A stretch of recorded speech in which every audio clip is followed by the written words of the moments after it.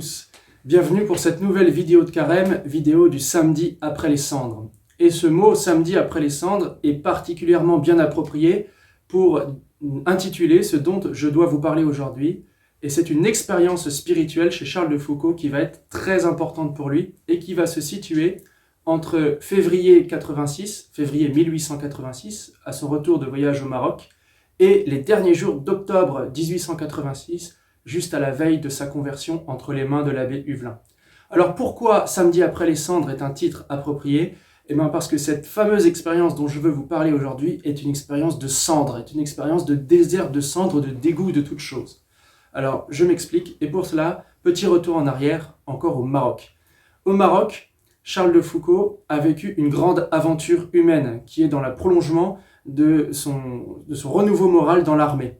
Et dans ce Maroc, Charles de Foucauld a vécu au désert, a vécu parmi des musulmans, avec son ami Mardochée, une aventure de pauvreté qui va aller jusqu'à la mendicité. Il va être spectateur de la prière de musulmans, une prière qui témoigne de la focalisation des musulmans vers Dieu. Il va être impressionné par l'islam, tout en comprenant la fausseté. Il découvre une certaine vertu de religion qu'il va admirer. Et à son retour en France, en fait, sa vie va être focalisée sur cette simplicité de vie, sur cette focalisation de tout son être, si bien qu'il ne pourra plus vivre comme avant.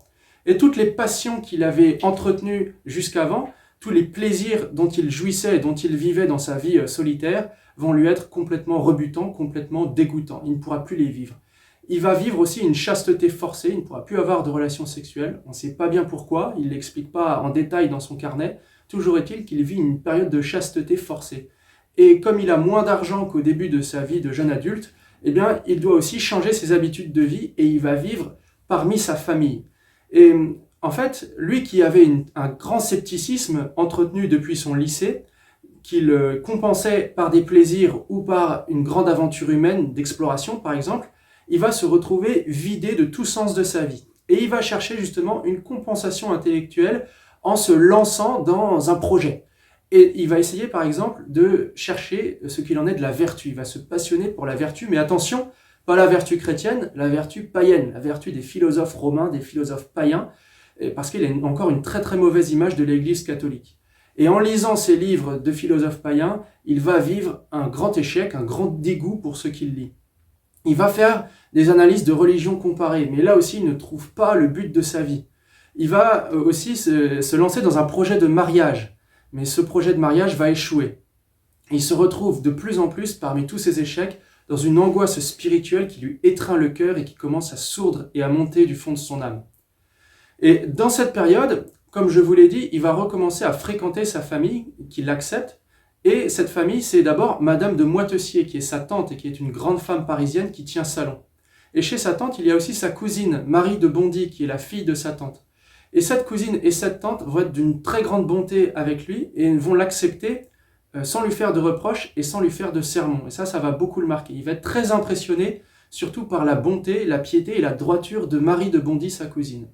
Marie va à la messe tous les jours, ou presque.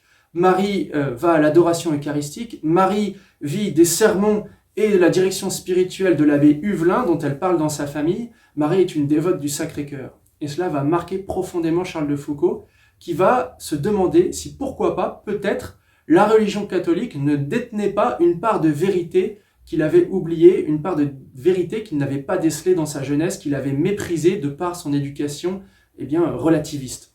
Et donc il va être pris d'admiration pour cette cousine, et c'est cette admiration qui va faire monter en son cœur une prière d'athée, mais une prière quand même. Et cette prière, c'est « Mon Dieu, si vous existez, faites que je vous connaisse ». Il commence à refréquenter les églises, il commence à se réapproprier le respect pour la foi catholique, et c'est dans cette circonstance qu'il va monter sur le parvis de l'église Saint-Augustin à Paris, et qui va se préparer à rentrer dans ce confessionnal où la lumière de la grâce va illuminer son cœur et où sa vie va être transformée pour faire de lui un des plus grands saints du XXe siècle.